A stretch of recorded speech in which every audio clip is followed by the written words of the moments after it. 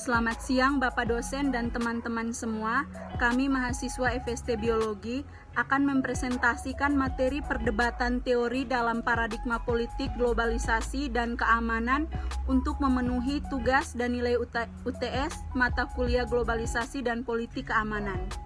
Saya atas nama Teresia Nunilia Dija, selaku moderator dan pemateri pertama akan memaparkan materi tentang teori realisme.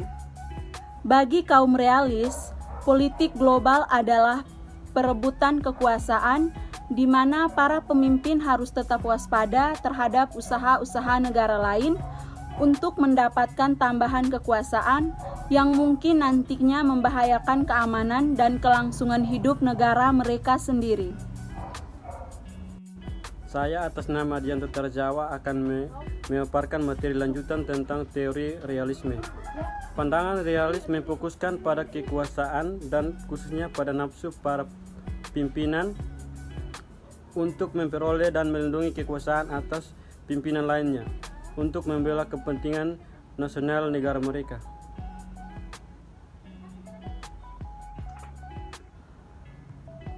Sebagaimana dalam realisme lama, para aktor mencari kekuasaan tetapi terutama demi kelangsungan hidup dan bukan karena nafsu.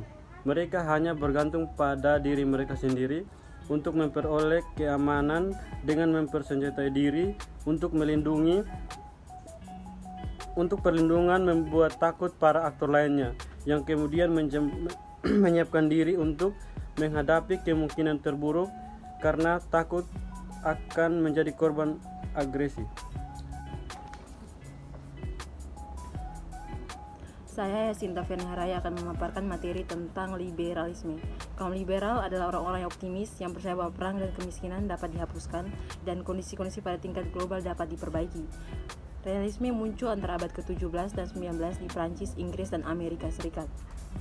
Kaum realis menganggap manusia itu bersifat agresif dan egois, sedangkan kaum liberal menganggap manusia itu bersifat kooperatif dan perfeksionis. Kaum liberal fokus pada individu atau umat manusia secara keseluruhan sebagai aktor utama dalam politik global. Kaum liberal ingin mendemonstrasi politik global dan percaya bahwa kebijakan luar negeri harus memberi manfaat kepada individu-individu.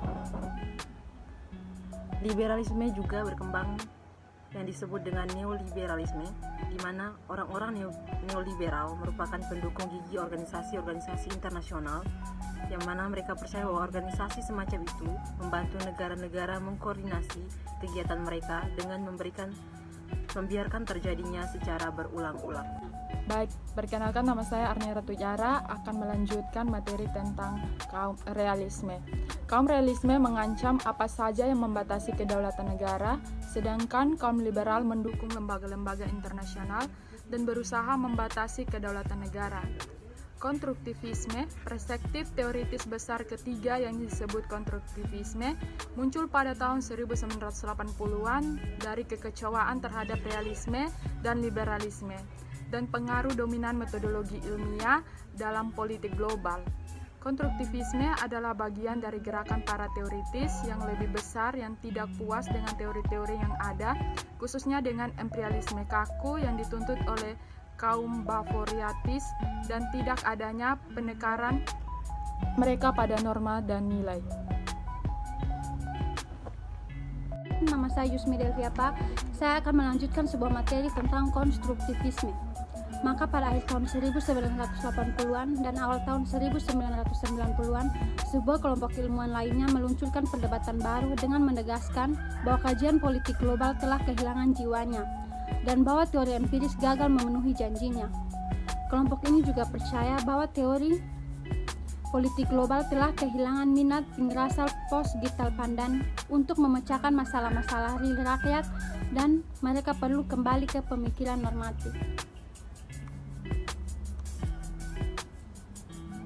Banyak kritikus ini menyebutkan dirinya post-positif dan relevisif karena mereka menolak empirisnya yang disebut positivisme dan menggunakan reaksi dan nalar sebagai gantinya. Menurut kaum positivis, masalah dengan positivisme ialah bahwa jika kebenaran tidak dapat diketahui secara empiris atau jika penafsiran setiap orang sama-sama benar, maka tidak ada pendapat seseorang yang lebih baik daripada pendapat orang lain. Saya Merlianti Moi akan melanjutkan memaparkan materi konstruktivisme. Konstruktivisme mengklaim bahwa orang bertindak di dunia sesuai dengan persepsi mereka tentang dunia itu, dan bahwa dunia nyata atau objektif membentuk persepsi itu.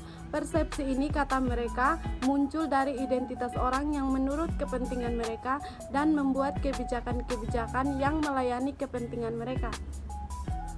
Namun, tidak semua kaum realis dan liberal yang menganggap identitas dan kepentingan sebagai sesuatu yang terberikan yang nyaris tak berubah. Kaum konstruktivitis memandang pembentukan identitas sebagai proses penting dan dinamis. Bagi kaum konstruktivitis, kepentingan tidak ditentukan sebelumnya, melainkan dipelajari melalui pengalaman dan sosialisasi. Saya atas nama Yosina Beno akan memaparkan materi tentang Marxisme. Analisis Marxis tentang politik global banyak dipakai pada politik global. Karl Marx tahun 1818 sampai 1883, ilmuwan sosial paling berpengaruh kepada era ini, sendiri tidak banyak berbicara tentang politik global sebagaimana kita memahaminya, tetapi para pengikutnya berusaha mengaplikasikan ide-idenya serta ide-ide pemimpin Bolshevik Vladimir Ilyich Ulyanov Lenin tahun 1871 sampai 1924 dan Leon Trotsky tahun 1679 sampai 1940 untuk menafsirkan peristiwa-peristiwa dunia. Teori Marxis memfokuskan pada kekuatan ekonomi. Marx percaya kita perlu menggabungkan pemahaman tentang ekonomi, ilmu politik, sejarah, dan filsafat agar kita dapat memahami peristiwa-peristiwa dunia. Namun kekuatan ekonomi dalam pandangannya dia merupakan lokomotif yang menarik bagian lainnya. Dalam pandangannya, kebutuhan dasar ekonomi manusia akan barang seperti makanan dan tempat tinggal membentuk semua ciri masyarakat, termasuk politik, seni, sastra, agama, dan hukum. Saya Dortia Solo akan melanjutkan materi tentang Marxis. Ide dasarnya yang dikenal sebagai materialisme ialah bahwa politik secara umum dan perubahan secara bergantung pada hubungan antara sarana-sarana produksi atau bagaimana barang diproduksi dan hubungannya dengan mereka yang bertanggung jawab atas produksi barang seperti petani dan pekerja. Marx melacak sejarah bagaimana berbagai cara produksi telah berubah sehingga mengubah hubungan antara pemilik dan produsen sampai dimulainya kapitalisme industri.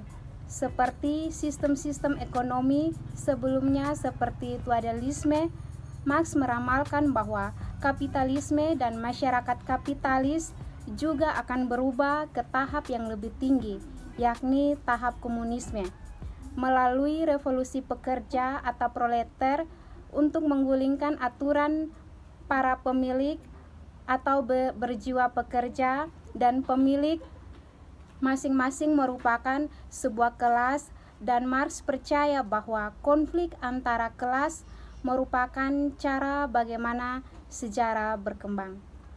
Sekian presentasi dari kelompok kami, kelompok 2. Terima kasih.